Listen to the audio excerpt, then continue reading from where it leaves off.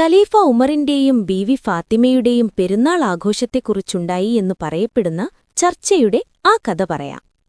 ഭരണാധികാരിയാകുന്നതിനു മുൻപ് അതീവ ആഡംബരത്തോടെ ജീവിച്ചിരുന്ന വ്യക്തിയായിരുന്നു ഉമർ ബിൻ അബ്ദുൽ അസീസ്. എന്നാൽ ഖലീഫയായതോടെ അദ്ദേഹം തന്റെ സകല സ്വത്തുക്കളും പൊതുഖജനാവിലേക്ക് നൽകി ലളിത ജീവിതം തിരഞ്ഞെടുത്തു. ഖലീഫയ്ക്കുള്ള കൊട്ടാരം വേണ്ടെന്നുവെച്ച അദ്ദേഹം തനിക്ക് താമസിക്കാനായി മിതമായ സൗകര്യങ്ങളുള്ള ഒരു വീട് തിരഞ്ഞെടുത്തു. ഉമർ വളരെ ലളിതമായ ജീവിതമാണ് നയിച്ചത്. ആഹാരത്തിന്റെ കാര്യത്തിൽ വല്ലാത്ത സൂക്ഷ്മത പാലിച്ചു.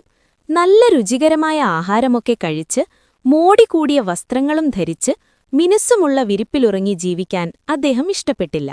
തന്റെ കുടുംബാംഗങ്ങളെയും ഇത് പരിശീലിപ്പിച്ചു. ഒരു പെരുന്നാൾ കാലത്ത് അദ്ദേഹത്തിന്റെ പത്നി ഫാത്തിമ ബിന്ത് അബ്ദുൽ മലിക് അദ്ദേഹത്തെ പ്രതീക്ഷിച്ച് അത്താഴമൊരുക്കിവെച്ച് കാത്തിരുന്നു. നോമ്പുകാലത്തിന്റെ അവസാന നാളുകളായിരുന്നു. കുറച്ചു ദിവസം കൂടി കഴിഞ്ഞാൽ പെരുന്നാളാണ്. പെരുന്നാളിന് ബന്ധുക്കൾക്ക് മധുരപലഹാരങ്ങൾ കൊടുത്തയക്കാൻ ഫാത്തിമയ്ക്കൊരാഗ്രഹം തോന്നി. അതിനനുവാദം വാങ്ങാനാണ് കാത്തിരിക്കുന്നത്. പെരുന്നാളാണ് വരുന്നത്, നമ്മുടെ ബന്ധുജനങ്ങൾക്ക് കുറച്ച് മധുരപലഹാരങ്ങൾ വാങ്ങാൻ ഖജനാവിൽ നിന്ന് അല്പം പണം മുൻകൂറായി തരാമോ? ഫാത്തിമ ഖലീഫയോട് ചോദിച്ചു. അടുത്ത മാസം ഞാൻ ജീവിച്ചിരിക്കുമെന്ന് ഉറപ്പുണ്ടെങ്കിൽ മാത്രം ഞാനത് ചെയ്യാം. പൊതുമുതൽ ജനങ്ങളുടേതാണ്, എന്റേതല്ല. ഖജനാവിൽ നിന്നും പണമെടുക്കാനാകില്ലെന്ന് അങ്ങനെ ഖലീഫ മറുപടി നൽകി. ഇതേ തുടർന്ന് ഫാത്തിമ തനിക്ക് ലഭിച്ചിരുന്ന വീട്ടുചെലവിനുള്ള പണത്തിൽ നിന്ന് ഓരോ ദിവസവും ചെറിയ തുകകൾ മാറ്റിവെച്ചു. അങ്ങനെ പെരുന്നാളിന് മധുരം വാങ്ങാനുള്ള പണം അവർ സ്വരൂപിച്ചു. കുറച്ചു ദിവസങ്ങൾക്ക് ശേഷം വീണ്ടും അത്താഴസമയത്ത് ഫാത്തിമ പതുക്കെ ഒരു കിഴിയെടുത്ത് ഖലീഫയ്ക്ക് നേരെ നീട്ടി. അതിൽ മധുരപലഹാരങ്ങൾ വാങ്ങാൻ ആവശ്യമായ പണമുണ്ടായിരുന്നു.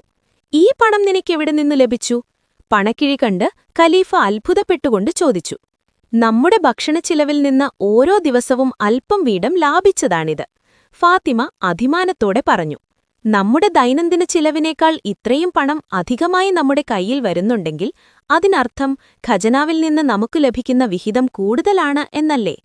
ഈ പണം കൊണ്ട് മധുരം വാങ്ങി ബന്ധുക്കൾക്ക് നൽകാം, അല്ലെങ്കിൽ പാവങ്ങളുടെ പട്ടിണി മാറ്റാനും പുരോഗതിക്കുമായി ഖജനാവിലേക്ക് തിരിച്ചു നൽകാം.